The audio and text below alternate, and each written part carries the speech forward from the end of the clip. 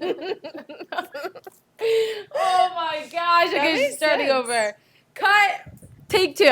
Hello, everyone, and welcome to the Keeping It Real podcast. I'm so excited to have you here today. Today, we are on episode 11, and we are recording this on July 11th. So, maybe this is like special. Today, I have a super special guest. Actually, two special guests today. Callie and her little baby girl in her belly. She's not here with us right now, but she's in the belly. And so we have my friend Callie today. She has joined us today, and I met Callie through Pilates and Praise. So Callie is a Pilates instructor, and I was invited to her Pilates and Praise workouts that she does on Saturday mornings here in Jensen Beach, where we live. And it is such a blessing to have her here today. Ellie has her own podcast, Healthy But Human, so make sure y'all listen to that as well. But Callie, how are you, girlfriend? Good to have you here. I'm great. We're probably just going to be laughing this whole time, I feel like. Real bad. Okay. Hey, girl. Hi. How are you? I'm great. I'm so excited to be here. Thanks for having me today. You're so welcome. Y'all, this is going to be a lot. We're going to be talking about some uncomfortable things. We're going to be talking about a lot today. We're going to be talking about Callie's testimony, her journey with faith, just kind of how she's grown to know God and all that. And we have very similar lives. We're also going to be talking about sexual sin today, so that's gonna be fun. Spicy. Spicy. You guys, when Callie says it's gonna be spicy on her Pilates workouts, I'm ready to run. I don't run, but I'm ready. I don't think you were there last week, but I was like, guys, so where is a lot of new people? And I was like, it's gonna be chill, but it's gonna be spicy. Yeah. And everyone was like, that's when you know to run as fast as you can. You guys, Callie humbles me every single time. Like, for anyone that knows me, like, knows, like, I'm a Pilates girly through and through. Like, Pilates is life. Like, love Pilates. Callie humbles me every time. Every time. My butt, when your workouts, my butt is on fire the whole time. I do leg day before you come. I know I do. And she's like, are you okay? I'm like, no. Oh my goodness. Well, anyways, yeah, so make sure that you all follow Callie. She, like I said, has her own Pilates business studio, everything, all the things. She's amazing, and also has a podcast. So we're very, very similar, which is so amazing that God has brought us together, because God is just amazing. So, and we live like 5 minutes apart. We live 5 minutes away. And didn't even know each other until like a month ago. Yeah, isn't that crazy? God's just so good. So, girl, if you could just get into your testimony a little bit, just explain about you, where you came from, all the fun things, and just, come on, girl, bring it on. Tell us everything. All right, all the nitty-gritty. All the things. Okay, so I was born in Texas, Midland, Texas, if you know, small town. But I lived there for only 2 years. And then my family, part of my testimony is I moved around a ton as a kid. Okay. So at 2 years old, my whole family moved to Canada. And I lived in Canada for almost 9 years, I think. Oh, my God. So my whole childhood's pretty much in Canada. Wow. It was amazing. Love Canada. I lived in Calgary, if you know. And stop it. I want to go. Really? Can we go? Yes. Okay, we're going. We're booking a trip. That's like my dream place. Calgary? Yes, I want to go so bad. Okay, let's go. Okay, I haven't been in so long. Like, it's been 14 years, I think. Wow. I haven't been back. Or wait, maybe I went back once. I don't know. But anyways, grew up there, and if you know anything about Canada, it's freezing cold. And so ice sports are a really big thing. And I actually got into figure skating when I lived in Canada. I started skating when I was 2 years old. I had little, like, bob skates, and I would just skate around the little tennis court rink they would make in my neighborhood and dive into the snow. It was like a highlight. Aww. And then I started skating, actually taking figure skating lessons when I was 8 years old, because my best friend Hannah, who I wanted to do everything that Hannah did, she started taking figure skating lessons, and I was like, Mom, I want to take figure skating lessons. So I did. Hannah ended up going the hockey route, because a lot of girls there will play hockey as well. They'll do hockey or skating. And I just fell in love with figure skating. So I would do that. My dream in life was to go to the Olympics. I was like truly lived, breathed ice, everything. I just loved it. And it was just, that was like my all in Canada. But then my family, my dad got a job. He works in oil and gas. So my dad got a job in Texas, which moved us back to Texas, to Houston. I was 10 years old at the time.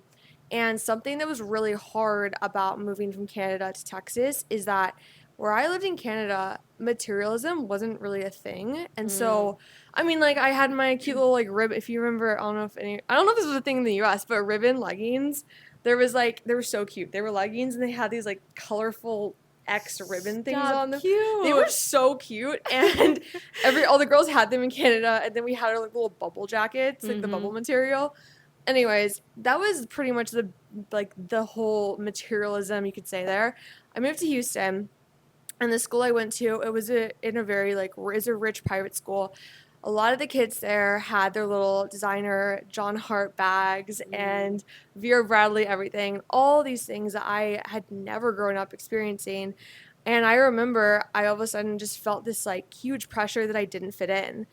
I felt like they all had grown up together. They all had their friend groups, and I was just kind of like the weird kid with my straight across bangs who didn't know what Vera Bradley and John Hart was until I moved to Houston. And so it was a huge, tough year of me just trying to fit in with other kids in my grade. And even just going back a little bit, when I lived in Canada, like I said, I wanted to be like my best friend Hannah. She was the popular girl in the grade.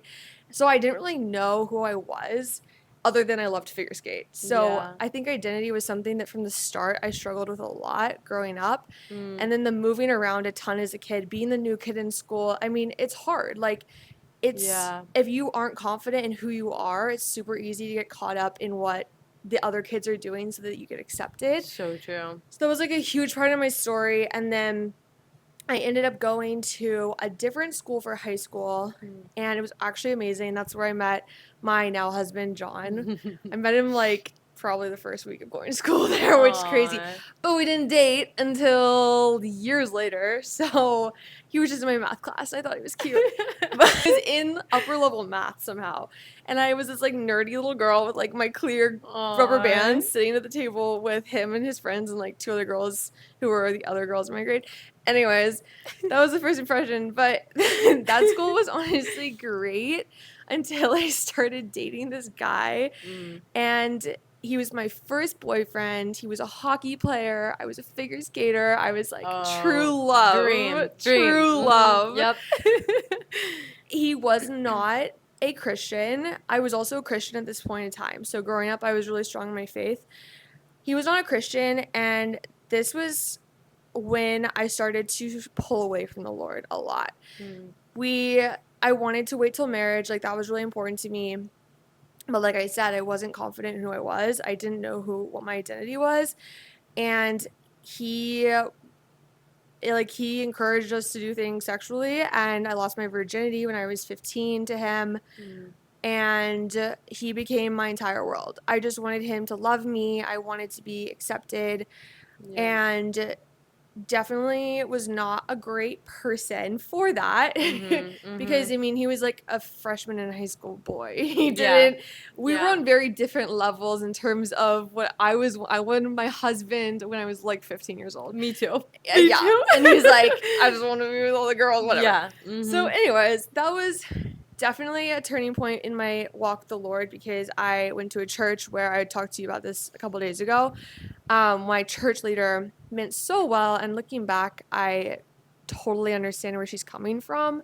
But she was giving us the whole purity culture spiel in church. I was having sex with my boyfriend, and I remember feeling just like an imposter in church. I felt like I didn't belong because I was doing this thing that they were telling me was so bad.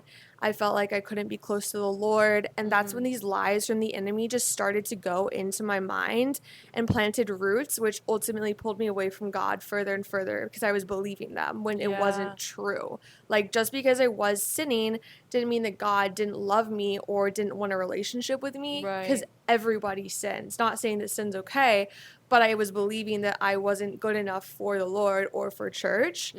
And then fast forward a little bit, I went to a different high school my sophomore year because my dad lost his job. I ended up having to cut back a lot on skating because it's so expensive. Yeah. So my Olympic dreams were shattered. I just felt like this complete, I don't even know who I am anymore. I was Wow. back to square one again at a public school with kids who had all their friends. I had a couple friends, but like I would sit in the library a lot in lunch because with my one singular friend because it was like I didn't know who to sit with. Junior year, we moved again and we moved to Pittsburgh, and that's where it got really bad for how my life kind of was going with the Lord. Yeah. I got caught up with the bad crowd at the school. I got caught up with the kids who they were these two guys and my best friend at the time, my new best friend, and they'd encourage us. That was the first time I got drunk, was with that whole group. And I started drinking and driving, sneaking around, lying to my parents, telling them I was somewhere when I wasn't. That was the first time I smoked weed. That was the first time that I just all of a sudden kind of turned into this like party girl, which I'd never been before. And that school turned out, it was a really bad year. Those kids I was with, those were like the friends that were friends with you until you didn't want to do what they did. And then they would start to bully you and blackmail you and all these different things. That school year was like, felt like I was living out a movie, frankly. There was so many, I won't go into all the details. Yeah. But it was a really intense year. And ultimately I decided, my parents were thinking about moving again for another job. Ultimately, I was like, you know what? I just need to graduate early. Like, I'm done with high school. I just can't deal with this anymore. Yeah. There was an incident on New Year's where I drank and drove my friends after a party, and my parents finally caught me, praise the Lord. Yeah. Because I got home and puked, and my mom was like, took my phone, learned. At the time, my parents didn't know anything about anything I was doing. They didn't know I lost my virginity. They didn't know any of that stuff. Yep. And they were very, like, conservative parents. My mom too, yeah. Yeah, conservative Southern parents. And so they were in shock when they found out all the stuff that I was doing behind their backs. Anyways, my relationship with my parents was horrible after that for, like, a couple months. It was just terrible. And where I was going with that is because they caught me drinking and driving, it was a bit of a turning point, a little bit. It got a little bit better. Yeah.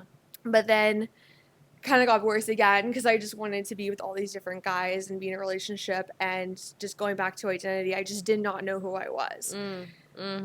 Anyways, graduate high school, go to school, University of Miami, and it was great, but I was very far from the Lord at this point. Stopped going to church for the entire course of going to college there. Yeah. And first 2 weeks of school, partied every single day. My eyes turned bloodshot red because I was so sleep deprived. Yep. Got in another relationship and dated that person for 4 years. And that is when I think that whole time frame. I mean, we broke up for a summer and I had like one night stands, party, sleeping around, all the things. We got back together, and that was kind of a time frame when we'll like dive more into like sexual sin and all that stuff. Yeah.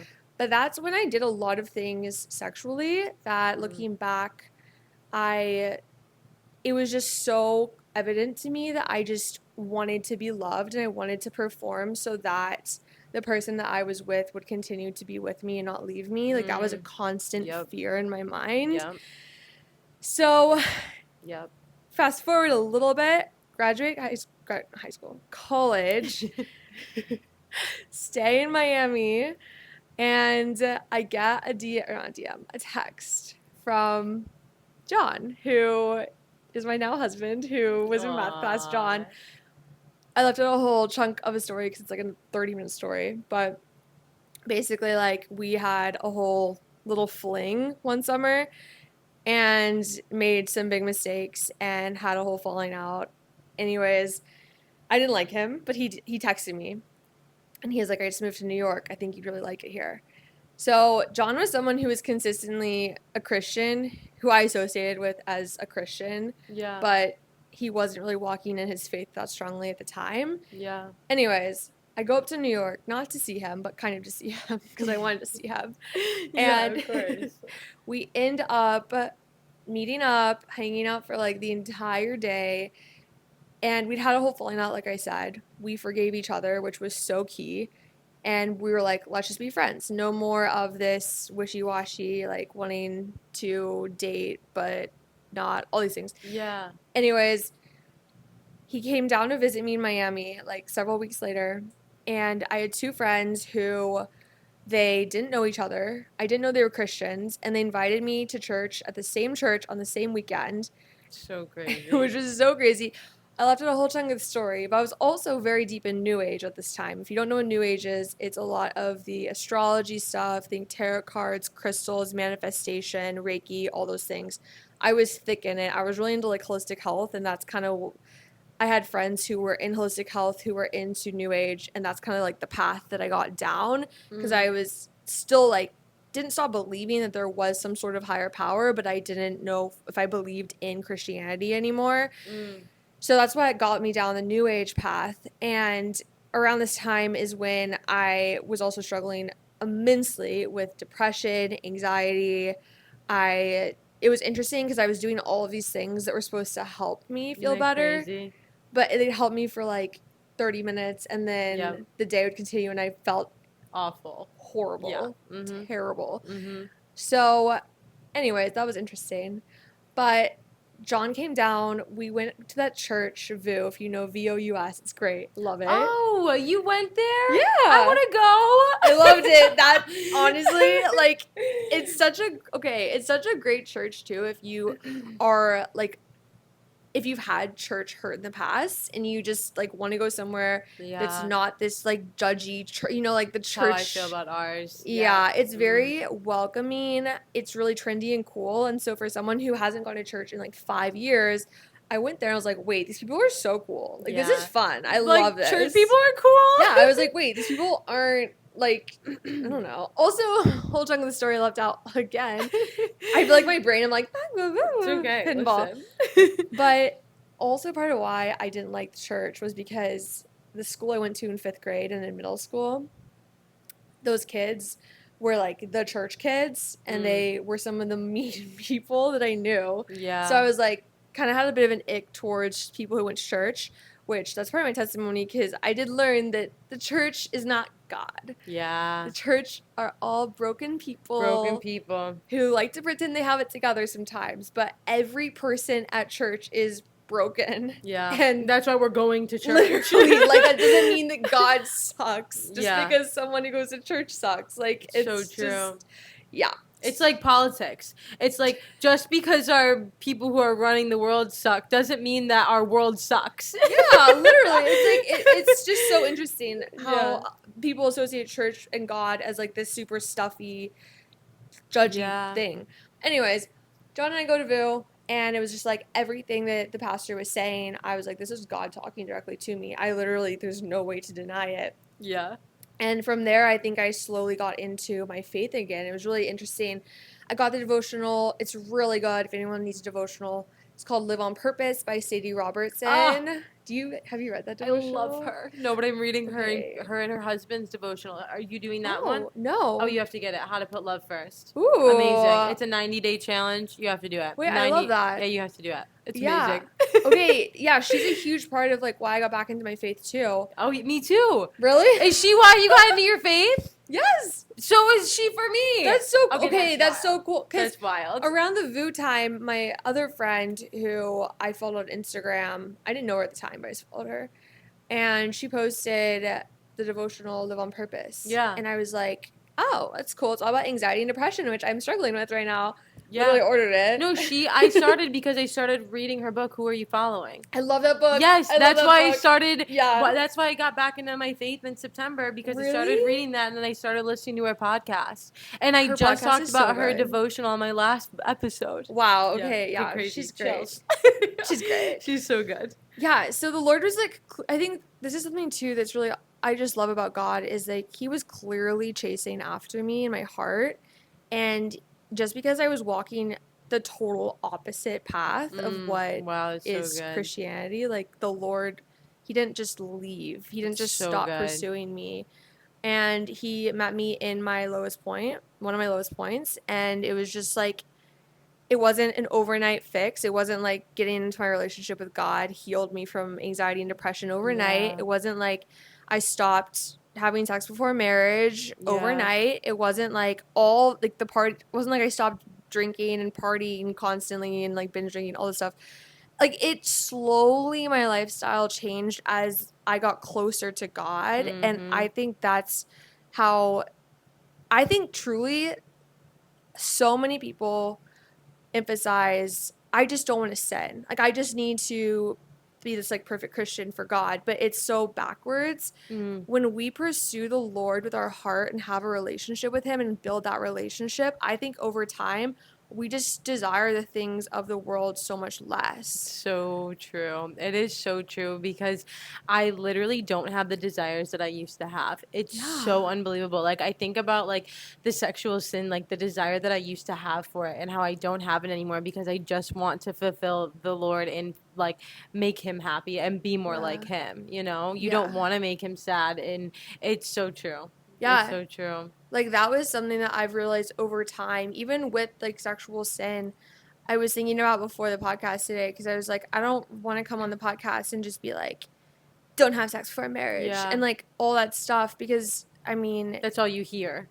right. And Mhm. that, and you feel bad about it when in reality, I think the way to transform your heart is one, surrendering to the Holy Spirit, letting him work in your heart, but then two is just everyday pursuing God Yeah. and just having a relationship, telling God what's on your heart, being like, Lord, listen, like Lord, like it's hard not having sex before marriage with my boyfriend. Like it's Yeah. hard, Lord. Like telling God our hardships, telling him what we're going through.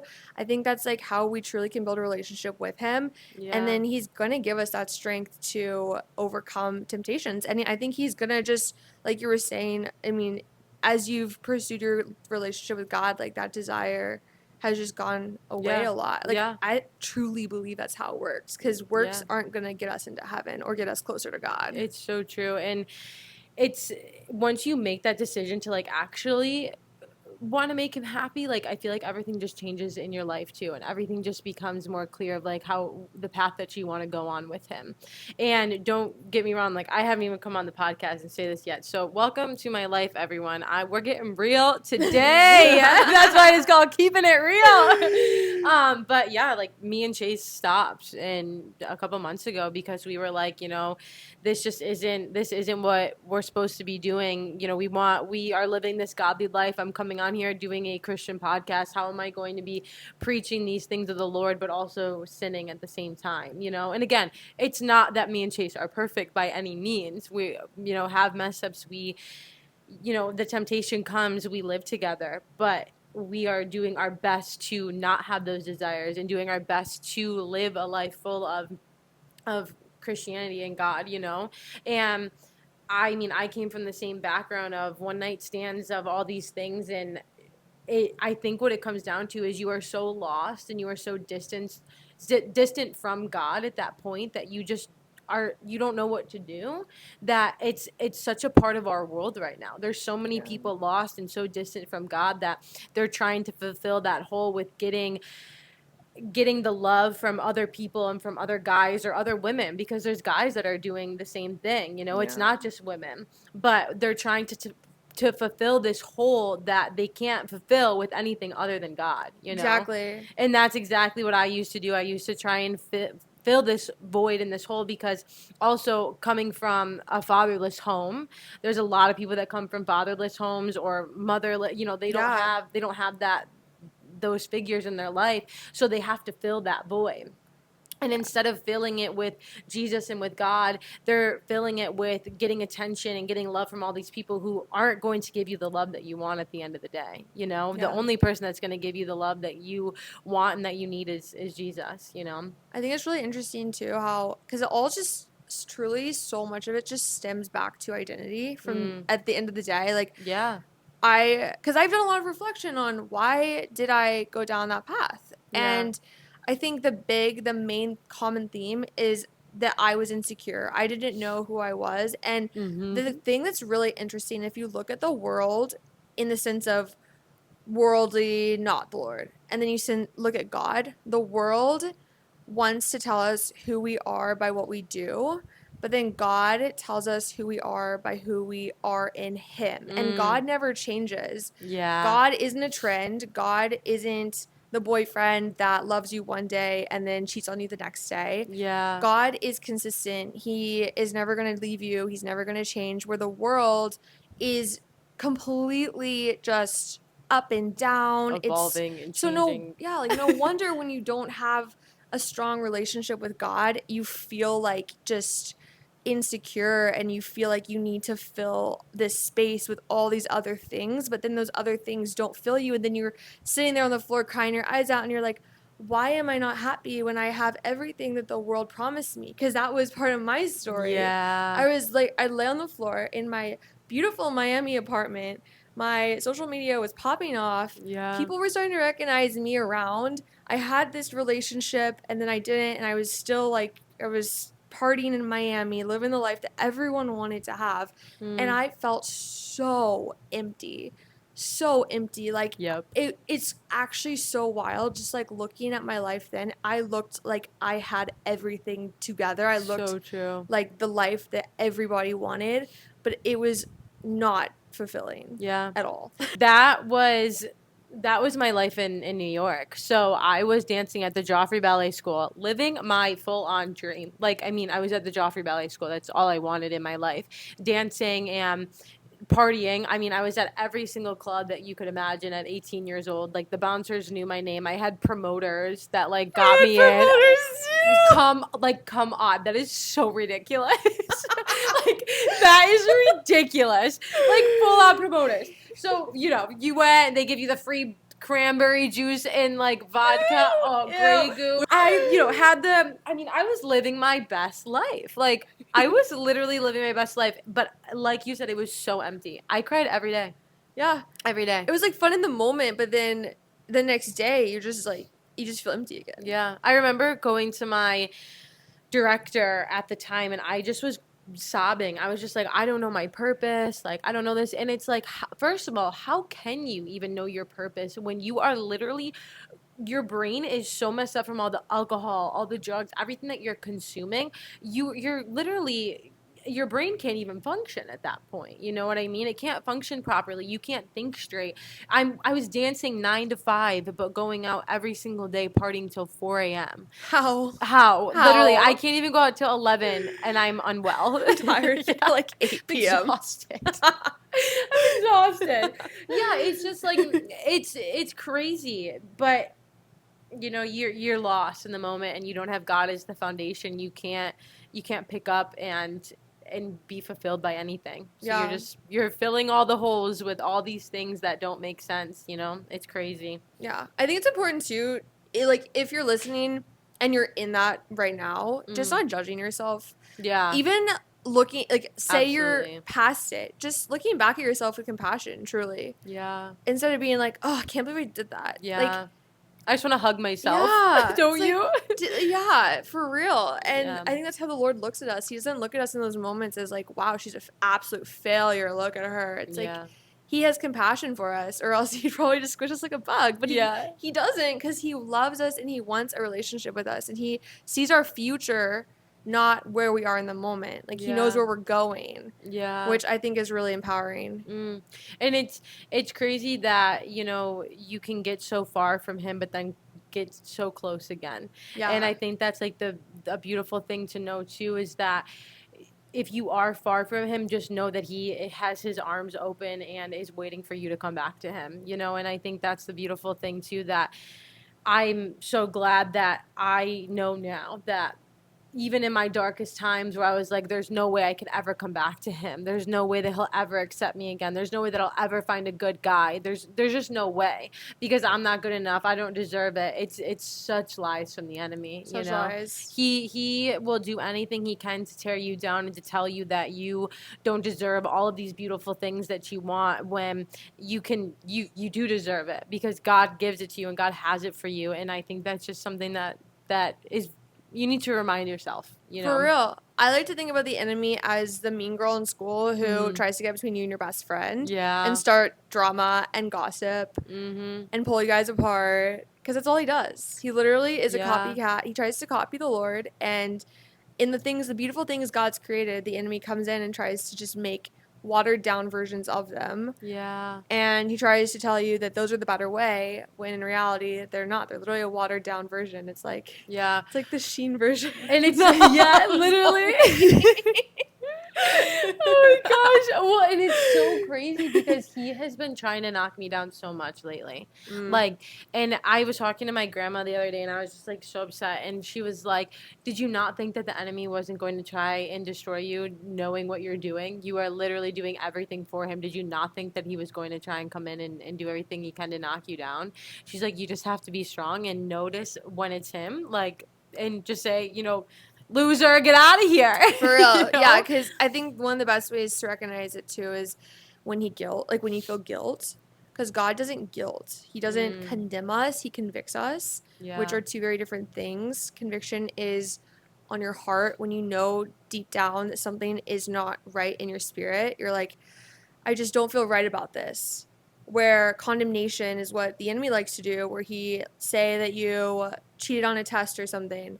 The enemy would come in and be like, wow, you're an absolute loser. Like, I cannot believe you would do that. Like, you suck as a human being. Yep. All these things where God would be like, okay, he'd convict you. He'd be like, you know that wasn't right. Yeah. And you would come to the Lord and repent. Like, ultimately, that's what conviction's for, is so you go to the Lord and repent, and then you're good again. Yeah. And that's that's so true. Yeah. But like spiritual attack, that's so real, especially when you're walking for the Lord. Girl, it's real. Yeah. You gotta be on guard and every day. It's not to be scary or to, make you not want to be, get close to the Lord, but it's very true and it's very real. And I have noticed it even with me and Chase's relationship. I mean, the enemy has been coming in strong between us, and it is hard, but you get to remind each other that, okay, this is the enemy. This is not us right now, and we can overcome that.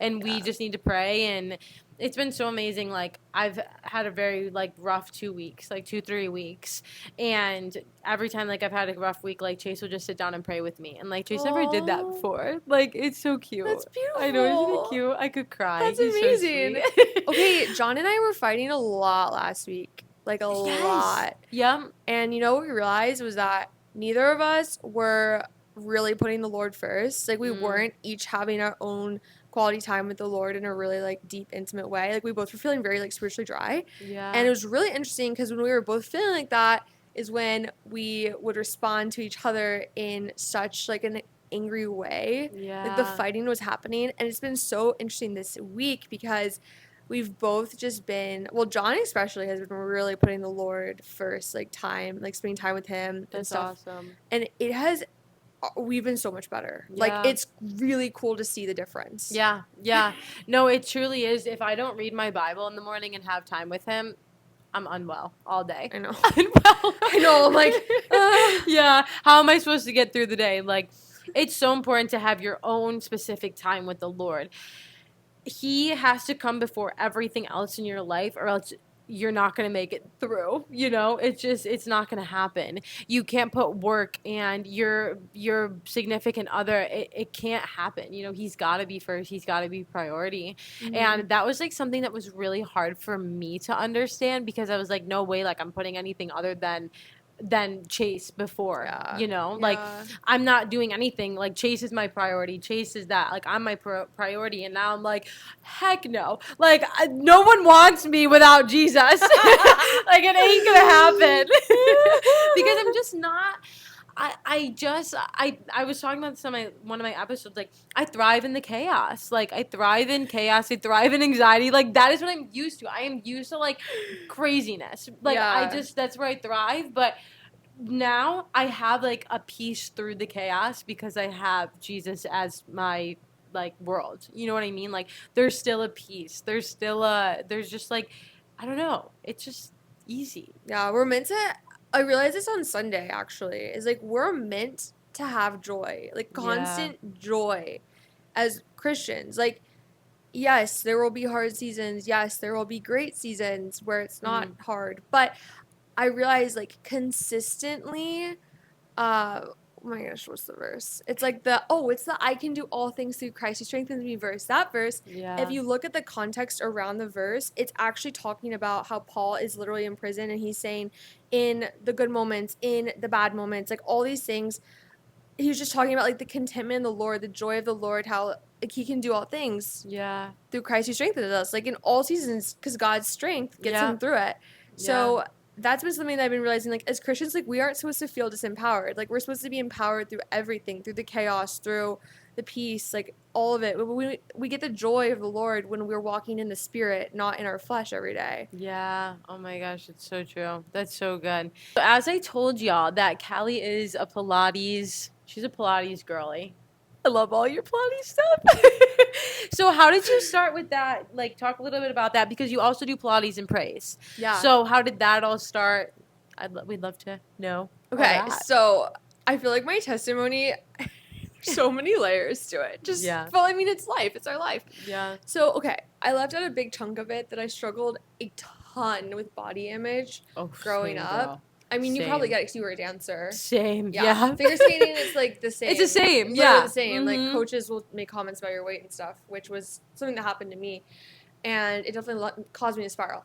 But I was really in high school. I would do all like the fad diets, the juice cleanses. I would do them so wrong though because I didn't know how they actually worked. Yeah, same. Anyways, I also face tuned my body in everything. Wow. I was really into. I would just basically like yo-yo jump around in fitness and in food, doing what was trending, doing what people were saying was the best way to do it, when in reality I didn't really know what I was doing. I'd go to the gym and I would just do like a ton of cardio, and then I would go and sometimes lift weights or do like a really intense HIIT workout or whatever, but I just didn't like know what I was doing, and I was doing it because I just hated my body genuinely. Yeah. And so I think that was something that, going back to identity, I mean, when guys would like give me attention, it only fueled that insecurity further because I was looking for validation in my body and I wanted to be hot, all those things. Yeah. And then Miami, oh my goodness, going to school there, those girls, it's like tens on tens on tens, like the perfect girl that we are thrown in society as the perfect girl. It's just like everywhere. And all of a sudden, I mean, the parties in Miami at my college are like pool parties, like frat pool parties. Like that's the big one. So you're in a bikini pretty much constantly. And I just remember in college, I was just so obsessed with my body. I just so badly idolized it. And I wanted to have like the 6-pack abs. I wanted to look tan. I wanted to have the bleach blonde hair, everything. And so I would just continue to just go to the gym, do the diets, all those things. I did keto one summer, wrecked my stomach, wrecked me. Oh my goodness. If you're sensitive to dairy, don't do the keto diet. It's literally cheese and meat. Anyways, okay, so we'll get into, all this will tie into a little bow in a second. But I started teaching at Pure Barre when I was in college, and backtrack slightly, when I figure skated, I had really bad knee injuries, so a lot of the training and skating is high impact training. I ended up doing barre because it is a blend of ballet, Pilates, stretching. It's really low impact, and I fell in love with it. So anyways, loved barre forever. And then love barre. It's so fun. It's the best. Oh, so fun. It's all to the beat of the music too. It's so much fun. Oh, I love that. So in college, I lived really close to a Pure Barre my sophomore year, and I was like, okay, I'm into fitness, even though it was for reasons that were a little toxic for me. Yeah. But I was like, I love Pure Barre. Like, let's become a fitness instructor. When I became an instructor there, I was terrible. I was so bad at the start. Like, the owner sat me down after my 6 a.m. class where I taught, and she's like, how did you think you did? And I was like, I think I'm improving. And she was like, that was a mess. I started bawling. Oh no! So it was horrible. It was not natural for me. It was just so hard. Yeah. Teaching. Anyways, but I did get better. Thankfully, did not get fired. And I had a lot of clients who were in their 50s, 60s, and they would tell me they were doing the classes because it helped their mental health. They wanted to stay strong. They wanted to stay mobile. It wasn't all, I just want to have flat abs and a nice butt. Yeah. And all of a sudden, my eyes were open to, oh, there's another reason why people work out. Like, there's more to fitness than just aesthetics. Yeah. So it kind of just like planted a little seed in my mind. And also, a little note about this time period too. The guy I was dating was a very big influence in how I was seeing my body. I never felt like I was enough. I felt like I needed to just have a smaller waist in order for him to stick around, or a bigger Wow. butt. Like, I caught him looking at Instagrams of like fitness models a lot, and it was really hard because I had this belief that my body wasn't enough. So that's like kind of what was fueling this whole fire. Yeah. And not saying it's bad to work out to like get abs or whatever. I don't think there's anything wrong with that, but I think it comes down to your heart posture of like, truly, why am I doing Why are you this? doing it? Yeah. Yeah. And so, anyways, get certified Pure Barre, and I loved it. And then I had a friend who started teaching at this reformer Pilates studio. She's like, they needed instructors, and I was like, cool, I'd be down. So I got certified there. This is when the pandemic just started. So then that studio, Pure Barre, both shut down. Everything was online, and they were like, all right, let's teach online classes. And I was like, okay, cool, like, cool. So started doing that, started teaching my friends online Zoom privates, and they encouraged me to start a TikTok and post workouts on TikTok. And I was like, that's for middle schoolers. No. Because TikTok like was not really a big thing yet. Yeah, yeah. And finally they convinced me, and I was like, okay, fine. So I started posting these workouts, and they started like popping off. And Really? yeah, it was really wild. I also had a blog. I'd started a little health and wellness blog around So this time fun. too. I love it. So I had my little like tiny Instagram account. It was called I'm Sweaty and I Know It. That was the original name. I love that. That is so cute. It's now my account. I changed the name recently, but it started out tiny, at like 100 followers on it. And I started posting TikToks, and then started doing Instagram lives on my little blog account, workouts and stuff. And it started just like growing really fast. And I was like, wait, what? And then I started posting YouTube workouts. I love looking back at my first YouTube workouts because they were just like kind of painful, but we all start somewhere. I'll start somewhere. I listened to my first podcast. Not even like I am on anywhere near like where I'm going to be one day, but like I listen, I'm like, oh my goodness, so scary. Growth. But growth is real. Mm-hmm. Every time it's growth. Mm-hmm. So I started doing all this stuff online, and I was really nervous though to launch an online Pilates studio because I just had this belief system that people wouldn't join because it would cost money. Okay, fast forward a little bit. This is like 2021 now, almost 2022. I finally was like, you know what? I graduated college. I was working a full-time job in public relations. I didn't like my job that much. I was really kind of miserable, frankly. Yeah. Loved the team, but didn't love the work. Yeah. And it just wasn't right. And I really wanted my own business. And I was like, you know what? We're going to launch this. So I built a studio. I launched it. And I was like, this is so the Lord. Like, at the time I was getting back into my faith, so I kind of gave myself credit, but looking back, I'm like, there's no way this wasn't God. The launch went so well, and all of a sudden I was like, wait, this could be my actual job. Like, this could be a thing. And so from there, I just continued to work on it, continued to post the social media stuff, do the whole thing. I was doing a lot of brand deals at the time, so it was like half influencer stuff, half studio stuff. And then finally it's gotten to the point where it's like just studio, sometimes brand, but not really. But anyways, that was like my whole kind of journey with it. And then as of recently, I started feeling really called around March-ish time to do in-person stuff again. I was also really scared to do in person because I believed that no one would show up. I was like, I don't know if people are going to take my class in person. And it's totally the enemy trying to hold me back, though.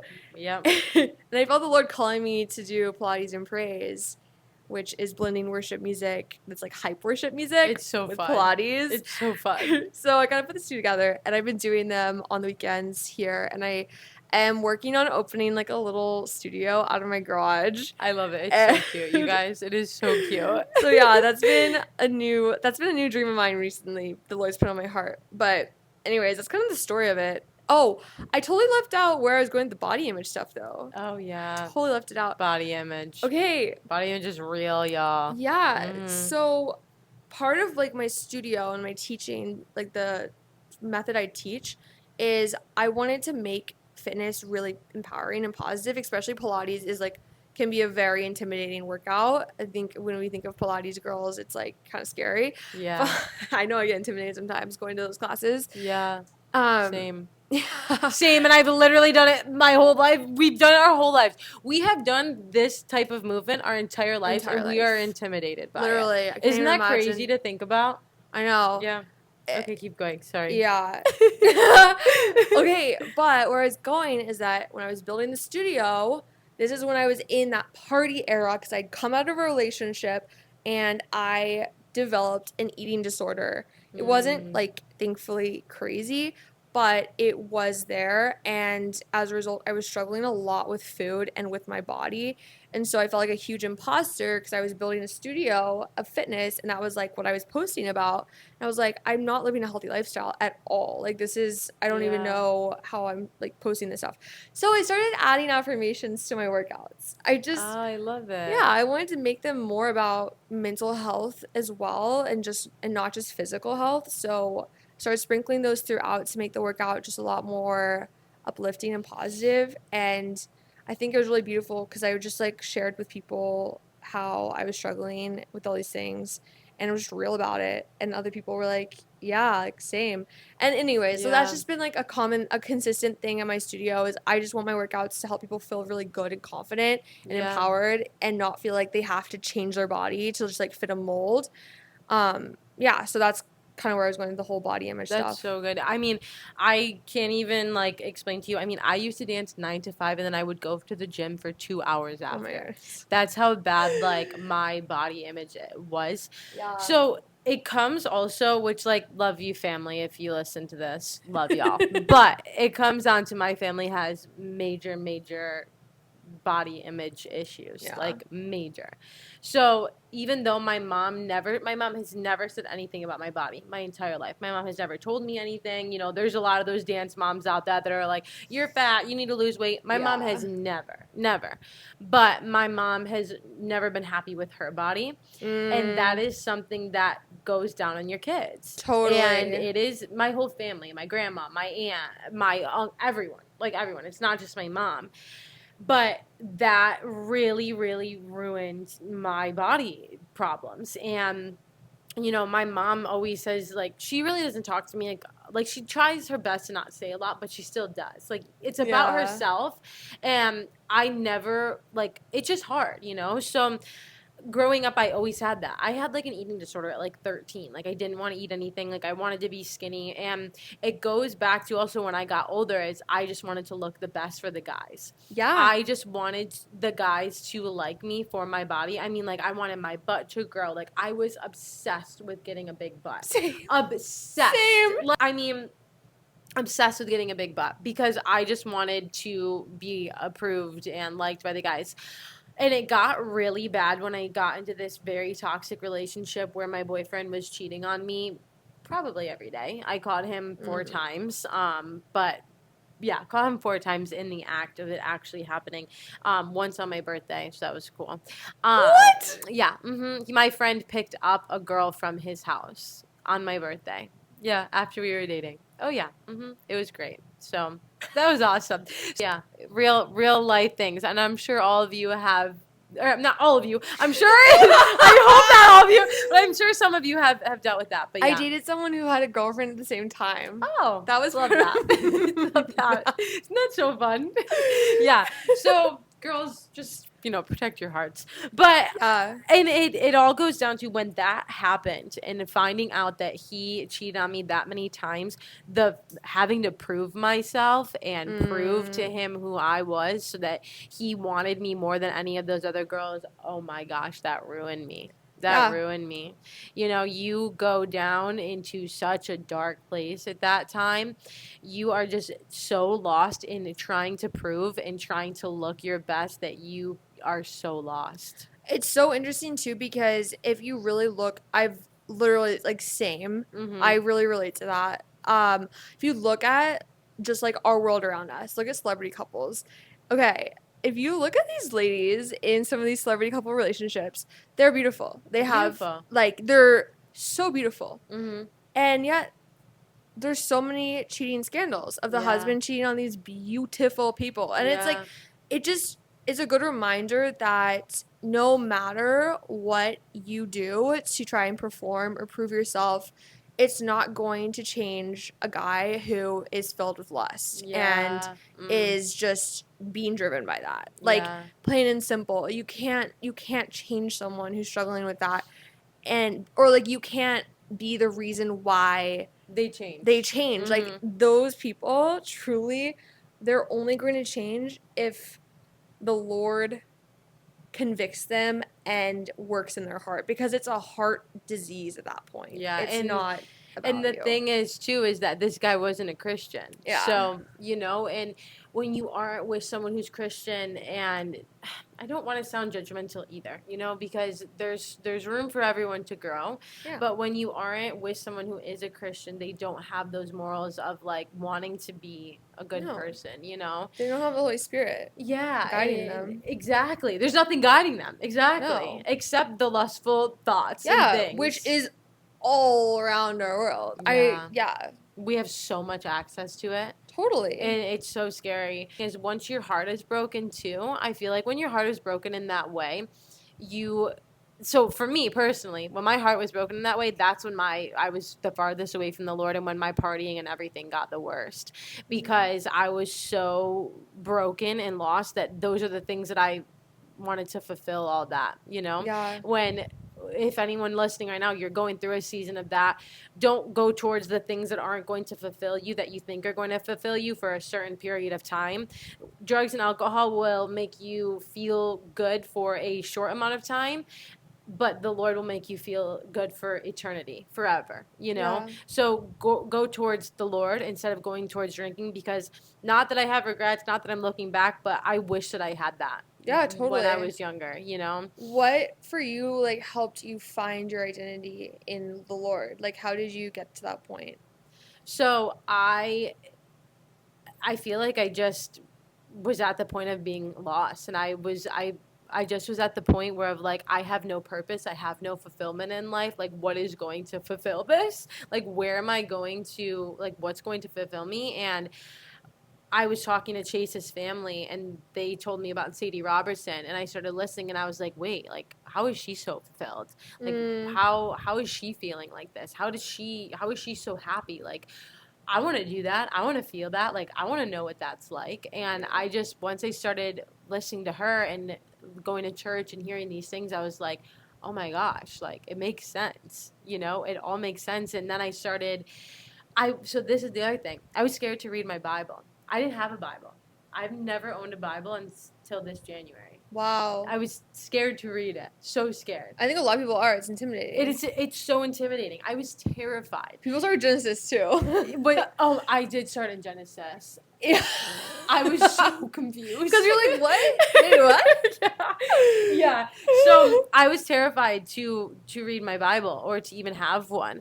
And so I still was like, I got baptized. So I'm jumping all over the place, but this is kind of my testimony right here. So I started listening to Sadie Robertson, and I was like, okay, like, this is all making sense. Like, I'm starting to understand it. Yeah.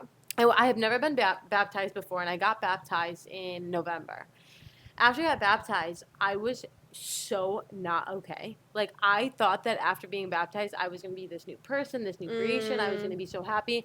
Oh my gosh, the enemy was on me worse than ever. Like, wow. He really had me. Like, I was so bad. I was so unhappy, but this is also the time that I had cut off all of my group of friends. Wow, so you were kind of alone. Yes, yeah, very That's alone. Where he strikes. He tries to strike is when we're isolated. Yep. When you're isolated, it's kind of a great thing, because you're getting to learn about God and learn about yourself too, So this was right when I had made the decision to like step away from my group of friends and like just focus on Him. And oh my gosh, it was bad. And then January, I was like, okay, I'm going to buy a Bible and start reading it. And yeah. And then that's when I like started really connecting with Him. And actually I bought the Bible, and I don't think I really did anything with it for a couple months. Yeah. Yeah. Mm-hmm. Yep. So have you had the Lord, like, when you read the Bible, like, have you had things just jump out at you and you're like, whoa? Yeah, Monday. Mm-hmm. Monday. That's, like, the best. Yeah, it's Thursday, Monday. Right now it's Thursday, Monday. I also have never gotten on my knees and prayed. Monday, I was Yeah. on my knees praying because I was like, oh my goodness, what is happening? Like, this is the craziest experience I've ever Wow. had. Yeah. Wow. It was in, I do. yeah, it was crazy. I just started reading Luke, and I listened to Maddie Pruitt's podcast last week, and she was talking, it was her and her husband, and they were talking about how you should be praying and asking God speak to you and like help you understand things like before you read. Like, don't just jump into your Bible and like start reading it and trying to understand what's going on. Like, have God guide you through it. Yeah, Like, for real. ask him to help you understand it. It's like the living word. Yes, exactly. Because here I am trying to like understand it. I'm like on Google, like, what does this mean? And like, so I started praying on Monday. Like, before I started reading, I was like, Lord, can you please like help me understand this? Like help me through this. He helped me through it, and he just like spoke to me so much. I like my Bible, like the notes that I have from Monday. That's a cute Bible. Thank you. Oh my gosh, Amazon. Hold on. Like, look at these notes. This was Monday. Hold on. Look at this. Insane. All these notes, all these highlights. Like, it was crazy. Sorry for I anyone love listening. that. Here's my Bible from Monday. Screenshot it. Yeah, seriously, screenshot it. You can see all my issues. All my problems. But yeah, it was crazy.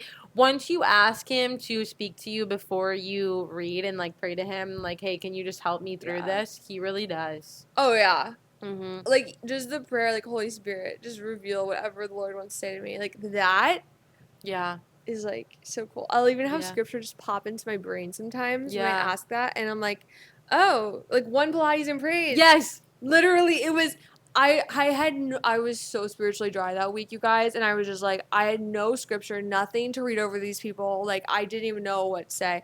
And I was like, Holy Spirit, I need you. I need you right now. Yeah. Literally popped like some random psalm in my mind. I'd never read it before. I just opened it on my Bible app during the class, and I read it. And I was like, "This is just completely everything that." Isn't that crazy? It was like so Mhm. perfect. Yeah. So this happened on Monday too. I'll just share this. I wasn't really going to share this, but whatever. So me and Chase fell into some temptation and sin this past weekend, and I just felt very convicted by it. And on Monday, I woke up and I just was like feeling a little bit off and like just, whatever. So Monday was when I read to him, like I was repenting, like talking, and he literally in there was talking about how you can sin and like he will forgive us. It was crazy. So that is what happened. Wow. And then I opened up my podcast because when I work out, I always listen to a podcast. It's like my thing ever since I started listening to Sadie. And Maddie Pruitt, it was like I didn't even choose Maddie Pruitt. It just came up that I was going to start listening to Maddie Pruitt's podcast about temptation that she had just come out with on Monday. Mm-hmm. Yeah. Just came out with on Monday about temptation. So started listening to that, and I was like, okay, this is really weird. That's so cool. Yep. So started listening to that, and she's talking about, and I had like recently been wanting to like maybe find like a Christian counselor or pastor or something like that, just someone that I could like start talking to, or like me and Chase can start talking to, just to have that guidance.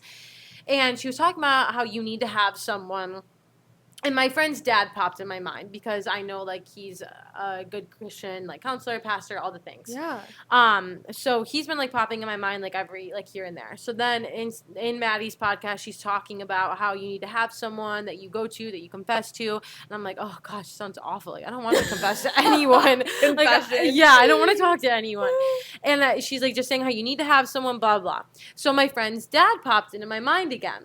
I'm like doing hip thrusts in the gym, like on the box. I stand up after she's talking about that. I turn around and her dad is behind me. Stop. Stop. I've never seen him at the gym before. What? I didn't even know he went to the gym. And I didn't say hi to him because I was like, I can't say hi to him right now. Like, I am so unbelievably unwell.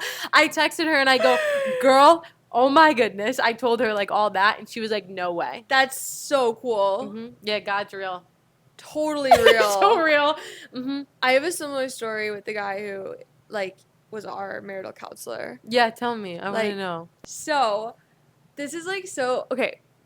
I know. I hope everyone enjoys the story time. I know. I love stories. Me I listen to too. podcasts. I'm like, please keep them coming. Yeah, literally. Okay, so this is such a testimony of the Lord. So when John and I moved to like Jensen/Stewart, we found the first church, and honestly, the only church we went to was this church called Revive. If you live here, it's great. It's very like Holy Spirit filled, which I never experienced out of my whole life going to church like this. Just very Holy Spirit led kind of place.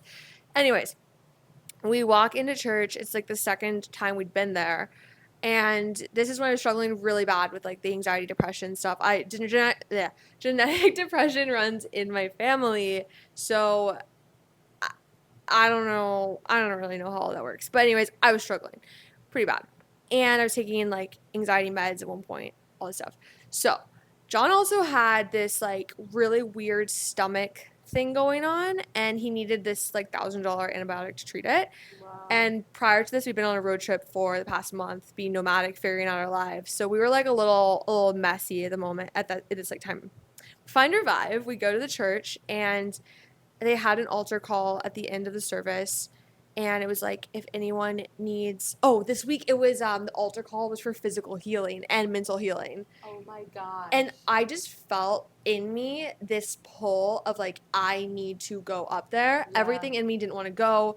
I just like was scared to go. I didn't know anyone at this church, and I was like, I don't know. Yeah. Thankfully, John was the first one to like get up, and I was like, okay, I'm going to. Yeah, wait for me. I'm going. Yeah. It actually goes. It usually works like that. I vowed. But anyways, we go up for prayer, and I'm not even kidding. Like, these people pray over me, and they're like commanding like spirit of anxiety, depression to stop oppressing me, to like leave me. I felt literally this thing in my brain, in my mind, just like release. Wow. When they were praying. I got like total body chills. I think I was like crying. That day, it was the most joy I'd felt in years. Like, it was so cool. But what I'm going to say, how this goes in with the marital counselor person, is, so his name's Rick. Shout out Rick. Rick, if you're watching. Shout out Rick. We love you, Rick. And so he had noticed John and I up there, or he noticed us like before. He's one of the pastors who, I guess, when new people come, sometimes he like will connect with them or whatever. Oh, cool. If he feels the Lord lead him to connect with them, he will. That's what he told us. And he felt the Lord be like, you need to connect with this couple. So anyways, he was going to go find us after and get our numbers and stuff. But he had a birthday lunch with his friend, and he couldn't wait around because we were getting prayer at the time. Oh. So he's like, okay, like he left. All right, so John got healed from his stomach thing, and his stomach thing, you guys, he could not eat like anything. It was so hard going on a road trip because he could literally, there was so many foods that would just give him insane pain in his stomach. Yeah. And he was, after he gets prayed for, he's like, okay, I feel like the Lord is telling me to go to Payway. We never would. I don't think I'd even been to Payway before this. Like, we didn't just go to Payway for fun. Yeah. Usually, it wasn't like on our day, like Sunday Payway. Yeah. We're like, okay, let's go to Payway. Like, try it out. Like, see if you're healed. And we go to Payway. Rick is literally out front of Payway with his friend. Are you kidding me? Are you kidding? We go.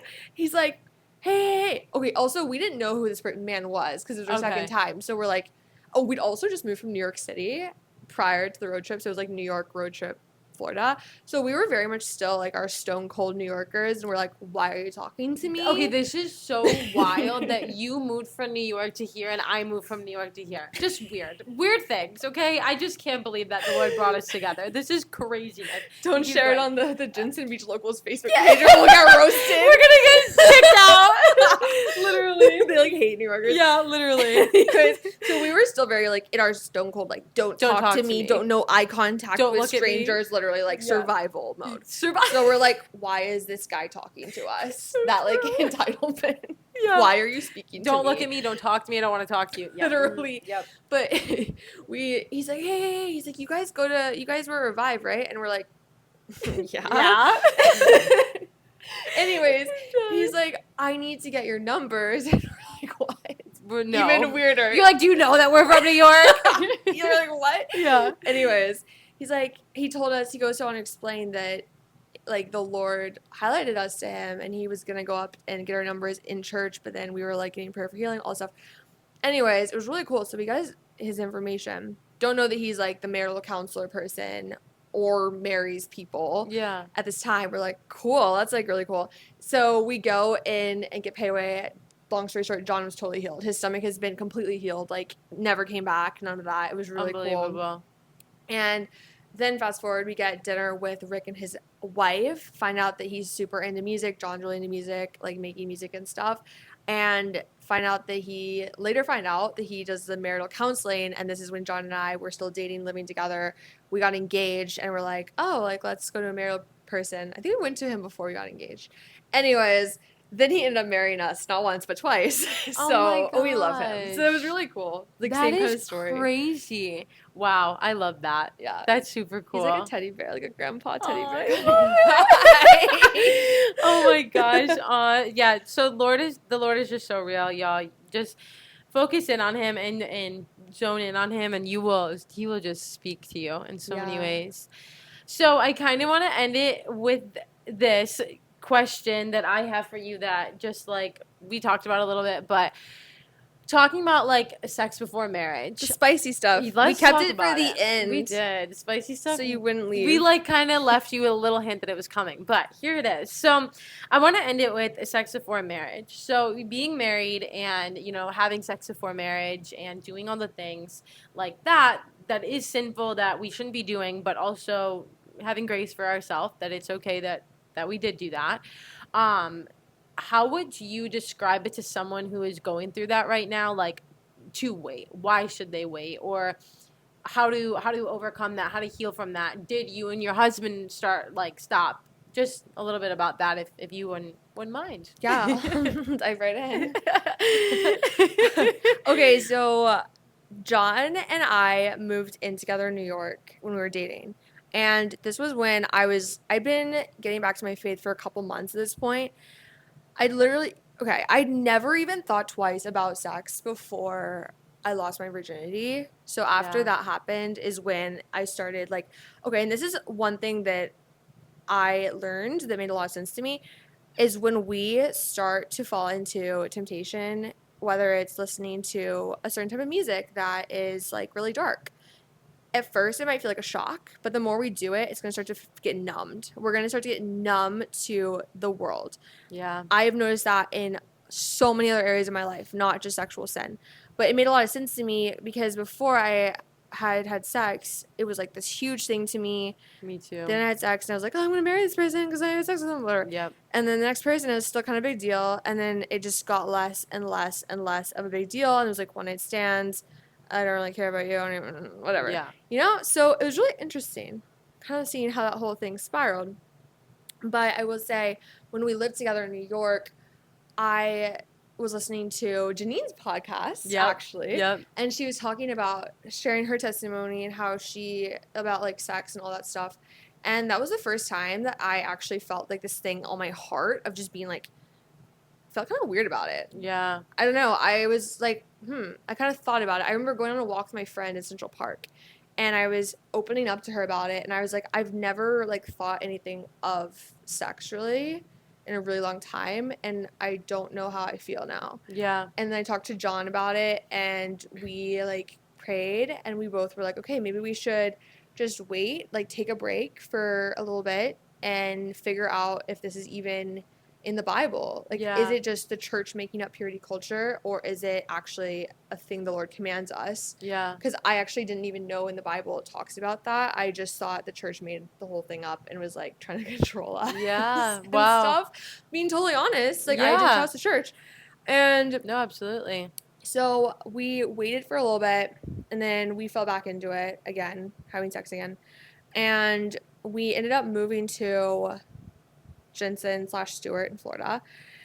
And I have she's my best friend here. You met her, but I think you guys would be really good friends. She's awesome. Yeah. So her name's Ellie. Shout out Ellie. Love you. And this is probably the second time we'd ever hung out. So we were not close friends at all. And I remember we went to the beach together. I don't even know how the conversation really started, but anyways, we started talking about sex. And she opened up to me, shared part of like her testimony and past with me. And she kind of shared, like, it's hard to explain because I don't really remember exactly how she did it, but she wasn't like condemning when she was talking to me about sex. But she did tell me the Holy Spirit had put it on her heart to talk to me about sex before marriage. And it was just really interesting because I didn't feel judged. I didn't feel shame, but I felt like I had this safe space and this person who I could talk to about something that I didn't understand in the Bible and why sex was so bad before marriage. And I was able to ask her because she's married. I was like, what is different about sex in marriage versus not? I don't understand. Yeah. And so that conversation actually allowed me to realize, like, okay, wait, it is a little different. And I went home. I felt really convicted. I felt like, honestly, a little annoyed at her for bringing it up. Yeah. But that was just totally my flesh being like, you know? I talked to John about it, and we were like, okay, let's pray about it some more. And we ended up abstaining. It was really hard. It was right before Valentine's Day. I'm not even kidding. Like, I think it was the day before Valentine's Day. Oh my God. We decided to abstain. You're like, great, what are you now? No, literally, we're like, what do we? I think we went and looked at manatees on Valentine's Day. Listen, manatees will cure all. Yeah. I love manatees. It was really, and I'm going to be so just like transparent a little bit about my backstory with sex. Is I just, not even like in my relationship now, pre being married, in relationships like pre even that, like in college, it was a lot of like, I'll just be super honest, it was like BDSM stuff. It was really intense. Like dress up, all that stuff. And looking back, I'm like, literally how did I get into that? Like, why was that like satisfying, I guess? It is one of those things where it goes back so deeply to the root of identity and wanting to perform. I just wanted so deeply to perform for these guys. I wanted to be what they wanted. And if you look at pornography, literally I was trying to fill that role of pornography for them. And so, like, that was my background of sex. Like, that's what I thought sex and marriage was. I thought it was all this performance. All performance. Yeah. And then, like, coming home and being in something special for your husband when it's like, no, that's not. It's not it. Right. And, like, pretending to be somebody else. Like, that's what was really strange. Because you're not comfortable with your own self. Yeah. It's just, it's so, even, like, it was just, like, really, really rough sex. Like, stuff like that. I literally in college like got injured from sex. Like it was really bad, and I don't know. It was just I didn't know any better. Yeah. So I need to give grace on myself there. But what is different about sex and marriage? Because I'm gonna be honest, like it was really hard going from abstaining to all of a sudden like, oh wait, we can have sex again. Yeah. And we kind of had to like figure out what that was because we both came from this background of this almost like pornography type of sex to wait, what is marital sex that's pleasing to the Lord? And I think like it was hard at first. It wasn't like right away we unlearned those behaviors, but I think just talking to people, like I think finding couples in your life who are strong believers, who are married, and really having the honest conversation with them about sex, because a lot of people don't talk about it in the church especially, and seeing like how they navigate it, that helped us so much. Is just having people who helped us understand like, okay, what is different about this? And I know like I'll explain what is different about it. I think the main difference is in both of those cases, you are becoming one when you have sex with somebody. It is more than just a physical bond. It's literally spiritual. I don't have this study off the top of my head, but I have been told before that like this is not even Christianity. This is like science. They have found that I guess when they studied like rape victims' DNA, they can trace every person who that person has been with. Like their DNA doesn't leave that person. Their body or something. I don't know what study it is. I literally was just told this, so please fact check me on it. But it was really interesting, and it made a lot of sense how sex does physically leave traces of DNA, and it like molds into your own DNA or whatever. But then it's also a spiritual thing too, because your souls are literally getting intertwined. You're becoming one. Like in Wow. Genesis, it says the husband and the wife, they leave their families and they become one together. It's not just becoming one physically, you're literally becoming spiritually one. Like that's why there's so much power in married couples in the spiritual realm, because it's not just one, there's power in numbers. It's two, and you are literally like one unit operating. It's really interesting. So that being said, I think it's made me see sex totally differently. Yeah. It's not this I have to perform to please my husband. It's like we're literally becoming unified right now. We're unified physically and spiritually, and this is glorifying the Lord who created sex. Sex brings forth life, literally. Like you get pregnant, you have babies. Like it is a beautiful thing, and Yeah. it is not about like degrading the other person or hurting the other person or trying to get gratification from the other person.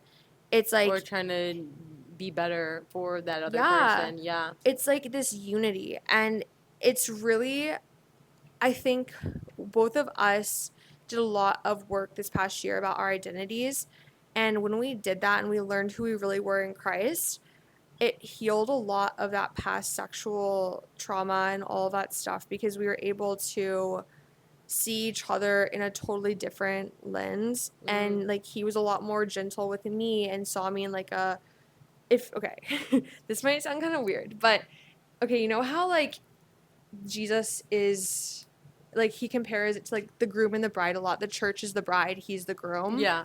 If you really think about sex, so like God made sex, and a married couple represents Jesus and the church. The way that the guy in the relationship is called to be is the spiritual leader. He's called to be like Jesus for the wife, where he's spiritually leading the wife closer to the Lord. Yeah. And the wife is called to be like the church, pursuing Jesus and all these things.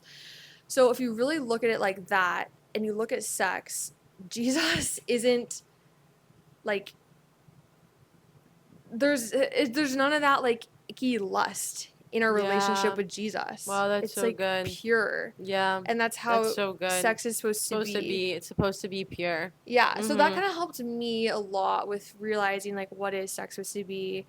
And I think it's like when we have sex now, it's just out of this like pure love for each other, and neither of us are needing to please the other like performance wise. We still have fun, obviously. Yeah. It's not like lame or boring.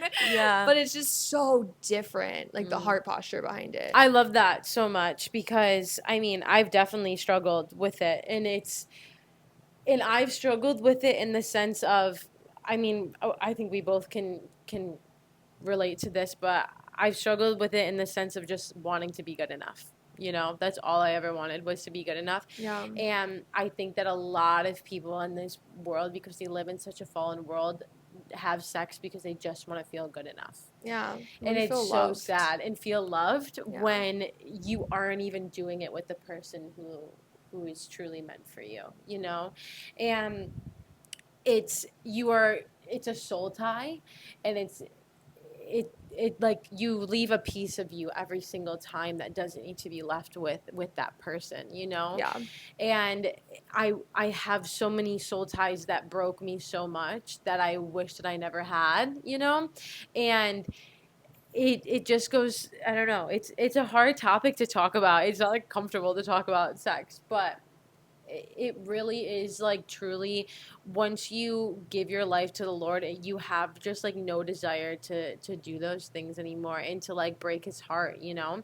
It's not even that it's breaking his heart, it's just like he's like, I have so much more for you, like wait until you see like what it actually is like, you know? It's like, imagine the Lord being like, okay, imagine you really want a really cute bikini and you find the dupe on Shein and you're like, it's $5, I'm gonna order it. Yes. And then the Lord's like, bro, I have the real deal for you. Yes. I'm giving it to you for your birthday.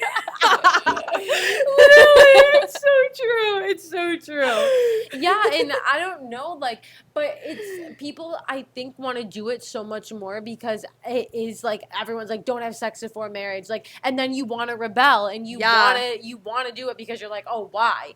But it's so like I was the same way as you in high school. I was like, I'm not having sex before marriage. Like I used to get made fun of for it because I had a boyfriend for 4 years and like I wouldn't do it with him, and like obviously it ended up happening. Yeah. But I used to get made fun of for it. They're like, oh, yeah, you church girl, like this, that, the other thing. And, like, then that's what happened is I fell into that, like, okay, then I'm going to do it. And just like you said, once it started happening more and more and more, it was just like, whatever. And the other thing is I never believed. I always was just like, God's going to forgive me anyways. Like, I'm just going to keep having sex. Like, it's okay. Like, it doesn't matter. And I was just like, he's, you know, he doesn't care. Like, he always forgives me. That's what I always thought. And then me and Chase went into church when we started getting back into church again. And the first service, when we went back to church, they started talking about if you're living together and you're having sex before marriage, then you're sinning. And we both looked at each other. And we were like, crap. And then another service, second time. And then another service. And then we were like, okay, well, I guess it's time to stop. You're like, I get it, Lord. I get it. Yeah, I get it. Mm-hmm. That's so interesting. And I also, this is something that's very, like, hard even. I wouldn't want to hang out with Christian people. I was afraid to go to your Pilates and praise class and talk to you because I knew what I was doing, like, behind the scenes. Because I was like, I'm sinning. Like, these people know how I am. Real thing. It's such a real thing. And I was dancing in heels and I was dancing, like, sexually, and I was doing all these things. So I wouldn't be friends with Christian people because I was like, they're just going to judge me. Like, they know who I am. They know how I am. Like, they know what I'm doing. They're not going to want to be around me. And that's just literally the enemy talking to you in your ear, because it's like, obviously he doesn't want you to be friends with people who are Christians because he doesn't want you to get closer to the Lord. Yes. Because that'll just like lead you closer to God. Yeah, no, it's so true. So that's why after I stopped being friends with all those people that I was telling you, I didn't have any friends because I didn't want to have any Christian friends because I was like, they all know what I'm doing and I'm not going to be friends with them. Like, they're not going to want to be around me because their families are Christian. They can't be caught seen with me. They know that I live with Chase. They know all these things. They can't be hanging around me. And it's just such a lie from the enemy. Isn't that so crazy? I've had the same thing though. Like the exact same feeling of like, oh, like just like not wanting, like feeling like people can see right through you. I think that's why some people don't go to church, to be honest. Yeah. It's because they feel like the church is going to see everything they're doing, but everyone in church is doing it. Like, yeah. Or none of us are perfect. Yeah. Yeah. No, it's so true. It's so true. But well, we got real deep today. Yeah. We kept it very real today. Yeah. Wait, I want to add one more thing. Yeah. That I feel like I just like need to add, because Yeah. I feel like I didn't fully answer the question about like why wait for sex. Yeah. Something I didn't mention is with sin and stuff, it does open doors. Like, it can open doors when we are actively sinning, and like specifically with sexual sin, like it can open doors to having more lust, like having literally spirit of lust. And it's interesting because like I mentioned like my past a little bit. I'm like, why did I do all that stuff? But if you really think about it, it just slows like a ripple effect. As I had this like spirit of lust that was a lens in my eyes, it was tempting me to do even more and go even further. Yes. So that's like a big reason why it's important to abstain, is you're like, the Lord isn't trying to take something fun away from your life. He's a father. He's protecting you. He's a shepherd. Yeah. So even if it doesn't make sense because sex is so glorified in our society, it's just like we were saying, it is the sex of the world is a watered down, perverted version of how the Lord designed sex. And Satan wants you to fall into that trap because he wants to oppress you in your life. And so it's like giving the enemy that opportunity. That is why it's important to wait. That is so good. So I had to add that. That is so freaking good. It's so true. I heard that too on a podcast about sex, is that the Lord doesn't want us to have sex because he's literally protecting us from what is going to happen. Because he made sex. Yes. Obviously he wants us to have it. Yes. But like he does not want us to do it in the ways that me and you did it. And that the ways that people are doing it, because it literally breaks your heart. It literally hurts you. You are so lost when you are doing it in the ways that me and you did it. And he's like, no, this isn't what I wanted for you. Like, I'm protecting you from like what you are going to feel. I know the feelings that you're going to feel because I know what happens in your life. So I am protecting you so that when you do have sex, you can see the beauty of it instead of relating it to negativity. Because once you start having like sex with someone good, you still relate it to negativity. You still relate it to what you used to feel. So even think about like why, okay, if you really look at it, why are STDs a thing? Why, like when I was having sex before marriage, the fears that came with sex. Yes. STDs. Pregnancy. Yep. So much. The birth control that I got on that like completely like messed up my body, my hormones, all this stuff, like so that I wouldn't get pregnant. All these little things, Plan B, all of it. Like these things are damaging. Yeah. Like damaging to our mind. It's scary. Those even things STDs that can prevent you from having babies. Yes. That can prevent you from getting pregnant. And the Lord didn't design sex to have these horrible things in it. So if you just like look at it, obviously Satan is like, he's perverted sex. Yeah. It's really interesting. That's so freaking true. Oh my gosh. Yo, this was a good one. You guys better like this one. We talked for like 2 we're like 2 hours. I know. Later. Okay, listen. 2 hours later. People are gonna love this one. People want to hear about sex. It's so crazy. Like this is gonna be my most watched podcast because it's about sex. Oh my gosh. Well, you guys, thank you so much for coming and listening. And Callie, thank you so much. I love you, girl. We are just like, this is so fun. I'm so excited. You guys are going to see a lot of me and Callie. She's like my soul sister now. I know. You have to come on my podcast now, too. I will. We'll talk about more sex. No, but really, my podcast listeners love it. Yeah. They're like all the questions are about sex that I get. And I'm like, okay. Listen, people want to know. Because no one talks about it. No one talks about it because it's like such a hush-hush thing when it shouldn't be. So, yeah.